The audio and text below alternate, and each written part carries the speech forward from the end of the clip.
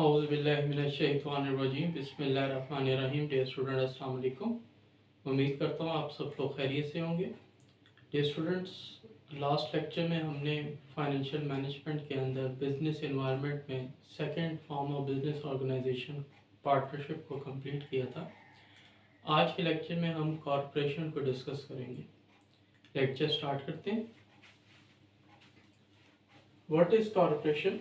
Corporation is an artificial person which is created or recognized by law. Artificial का मतलब होता है मसनूई, person शख्स। तो आर्टिफिशियल पर्सन मसनूई शख्स, क्रिएटेड तख्लीक करना, पैदा करना, और रिकॉग्नाइज्ड तस्लीम करना होता है। तो कॉरपोरेशन से मुराद एक ऐसा मसनूई शख्स है जो कि कानून की तरफ से तस्लीम किया जाता है, या जो कानून की तरफ से तख्लीक किया जाए उसे हम क्या कहते हैं? उसे हम कॉरपोरेशन का नाम देते हैं। जब आप आर्टिफिशियल पर्सन का नाम लेते हैं तो इसका मतलब क्या है कि ये आर्टिफिशियल पर्सन के नाम से वो इदारा जो है वो क्या है, वो रजिस्टर्ड है। जब एक इदारा रजिस्टर्ड हो जाता है तो उसके कुछ राइट्स और कुछ ड्यूटीज़ होती हैं जो कि उसने उस नाम की वजह से परफॉर्म करनी होती है, इसलिए उसको हम क्या कहते हैं? आर्टिफिशियल पर्सन का नाम देते हैं। कॉरपोरेशन की खसूसियात क्या हैं? It is third type of business organisation. It is registered under companies ordinance 1984। The governing authority is security exchange commission of Pakistan. The investors of corporation are called stock holders. The controllers of corporations are called board of directors. Dear students, जो corporation है वो business organisation के अंदर third type है, और ये popular और registered type of business organisation है। जो कॉरपोरेशन है पाकिस्तान के अंदर कंपनीज ऑर्डिनेंस 1984 के तहत जो है वो रजिस्टर्ड की जाती हैं। अब ये हमारा जो ऑर्डिनेंस है वो एक्ट में कन्वर्ट हो गया।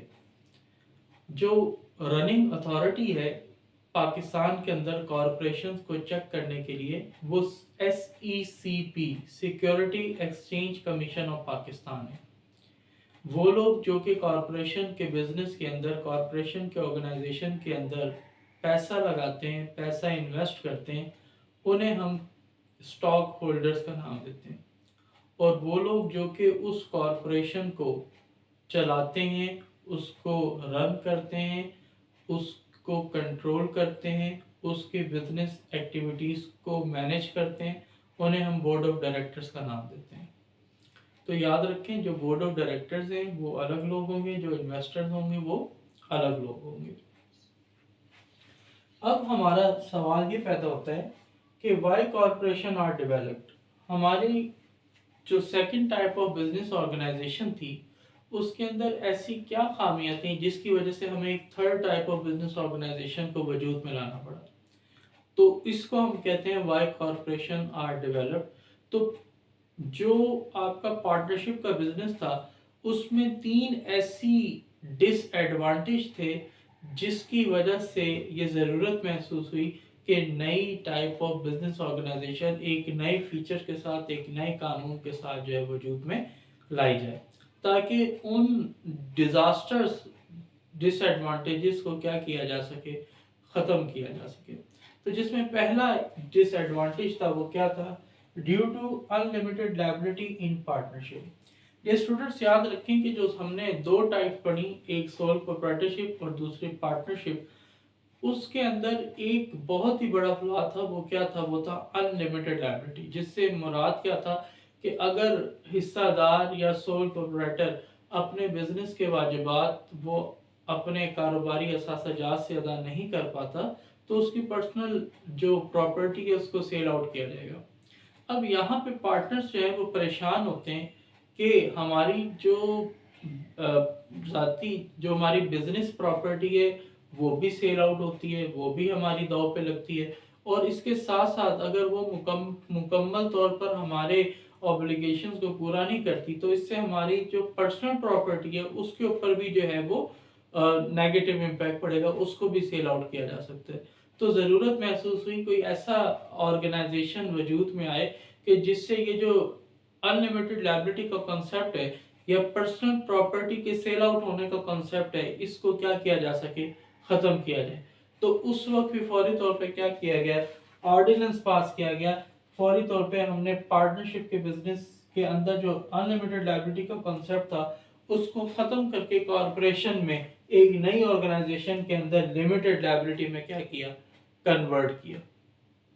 और कहा कि जितनी जो भी ऑर्गेनाइजेशन जो भी कॉरपोरेशन के जुमरे में अपनी ऑर्गेनाइजेशन वजूद में लाएगा वो अपने नाम के साथ लिमिटेड एलटीडी लाजमी लगाएगा, ताकि लोगों को ये पता लगे कि यहाँ के जो इन्वेस्टर हैं उनकी जो लायबिलिटी है वो उनके हिस्से तक या उनकी इन्वेस्टमेंट तक महदूद है। अगर कोई इजाफी नुकसान होता है तो वो कंपनी की जिम्मेदारी है, वो कॉरपोरेशन की जिम्मेदारी है, जो स्टॉक होल्डर है वो उसकी पर्सनल प्रॉपर्टी को सेल आउट नहीं किया जाएगा। तो पार्टनरशिप के अंदर अनलिमिटेड लायबिलिटी डिसएडवांटेज था। जब कॉरपोरेशन वजूद में आई तो उस वक्त उसको जो है वो लिमिटेड लायबिलिटी में क्या किया गया, कन्वर्ट किया गया। ये ऑर्डर पास हुए थे इमरजेंसी सूरत में, इसलिए हमने यहाँ पर लिखा कि जो कॉरपोरेशन का जो वजूद आया वो किस वजह से है, वो ऑर्डिनेंस पास किया गया था 1984 के अंदर। सेकेंड डिसएडवांटेज जो हमारी पार्टनरशिप में था वो था due to transferability of share with consent of all partners in partnership. Dear students, जो पार्टनरशिप का बिजनेस है उसके अंदर आप अपना हिस्सा जो है वो बाकी तमाम हिस्सेदारों के बगैर जो है वो आप ट्रांसफर नहीं कर सकते। जब तक तमाम हिस्सेदार आपको इजाज़त नहीं दे देते उसको, उस वक्त तक उसकी जो ट्रांसफरेबिलिटी वो नामुमकिन है।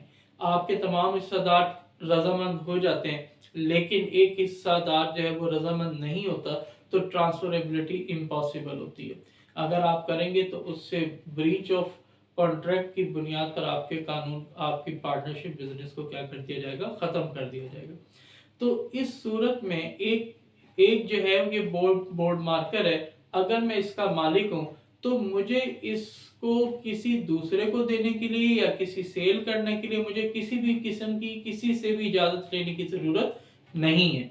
तो ये मेरी चीज़ है, इसको मैं जैसे मर्जी इस्तेमाल करूँ, जिसको मर्जी दूँ, मैं किसी से पूछने का जिम्मेदार नहीं हूँ।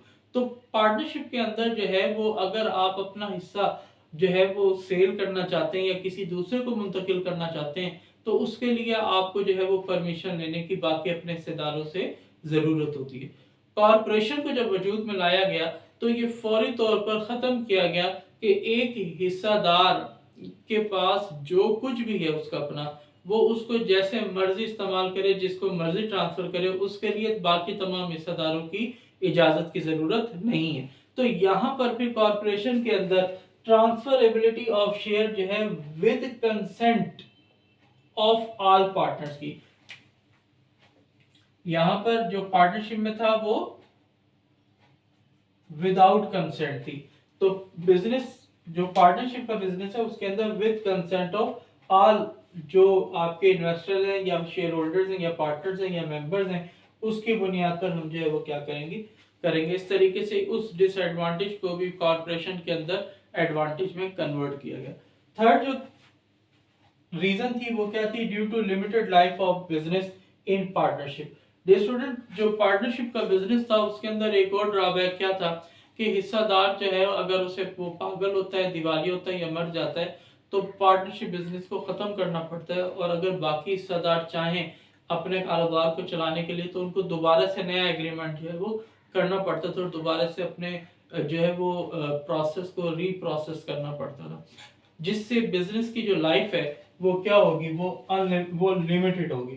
कॉरपोरेशन को जब वजूद में लाया गया तो फौरी तौर पे इस डिसएडवांटेज को एडवांटेज में कन्वर्ट किया गया और कहा गया कि एक हिस्सेदार, एक मेंबर मरता है, पागल होता है, दिवालिया होता है, जो भी मसला है, उससे बिजनेस की लाइफ पर किसी भी किस्म का कोई असर नहीं पड़ेगा। कारोबार की जो जिंदगी है या कारोबार के जो मामलात हैं वो एज इट इज बिल्कुल चलते रहेंगे, उसके अंदर किसी भी किस्म की प्रोसेसिंग के अंदर रुकावट नहीं डाली जाएगी, जिससे जो पार्टनरशिप के अंदर जो बिजनेस की लाइफ लिमिटेड हो गई थी वो कॉरपोरेशन के अंदर आकर उसे अनलिमिटेड लाइफ कर दिया गया। तो डियर स्टूडेंट्स, ये 3 ऐसे मेजर डिसएडवांटेज थे पार्टनरशिप बिजनेस के लिए जो कि आपके बिजनेसमैन के लिए बहुत ही तकलीफ थे और बहुत ही डिजास्टर्स डिसएडवांटेज थे, और इसके साथ कारोबार को करना वो एक नामुमकिन सी बात होती थी। तो कॉरपोरेशन के अंदर आकर इन तीनों डिजास्टर डिसएडवांटेज को जो है वो एडवांटेज में क्या किया गया, कन्वर्ट किया गया, और एक इसीलिए इसको हम popular type of business organisation का नाम देते हैं। इंशाल्लाह नेक्स्ट लेक्चर में हम इसके फीचर्स डिस्कस करेंगे। मुझे उम्मीद है आपको मेरा लेक्चर समझ आया होगा। मेरे चैनल को सब्सक्राइब करें, लाइक करें और मैक्सिमम शेयर करें। अल्लाह ताला हम सब का हामी नासिर हो। अल्लाह हाफिज़, बेस्ट ऑफ लक।